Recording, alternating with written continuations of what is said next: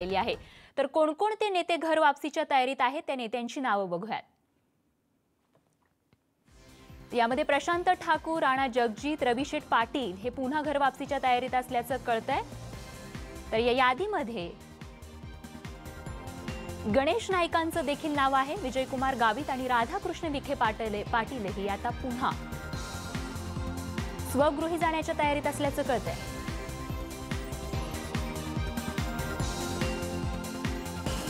आमचे प्रतिनिधी विवेक कुलकर्णी आपल्या सोबत आहेत। विवेक, एकूणच आपण पाहतोय राज्यातून भाजपची सत्ता गेल्यानंतर अशा पद्धतीने आता भाजपतून गळती सुरू होणार असल्याचं चित्र निर्माण झालंय। काय अपडेट आपल्या हाती? भारतीय जनता पक्षामध्ये विधानसभा निवडणुकीच्या आधीही काही काँग्रेस आणि राष्ट्रवादी काँग्रेसच्या नेते प्रवेश केलेला होता। त्यानंतर त्यांनी ते आमदार म्हणून देखील निवडून आले। मात्र भारतीय जनता पक्षाची सत्ता राज्यात स्थापन होऊ शकलेली नाहीये आणि हे सगळे नेते स्वगृही परततील अशी बातमी का वृत्तपत्रामध्ये आली होती। मात्र त्याचं पूर्ण खंडन भारतीय जनता पक्षातर्फे करण्यात आलेलं आहे।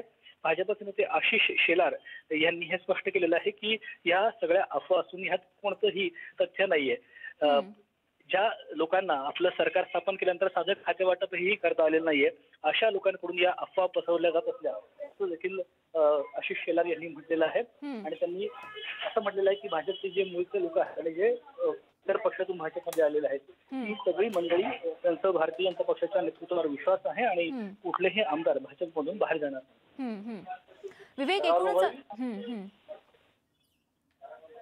अगदी विवेक, आणि अशीच अपडेट आमच्यापर्यंत पोहोचवत राहा। तूर्त धन्यवाद या माहितीसाठी। त्यामुळे आता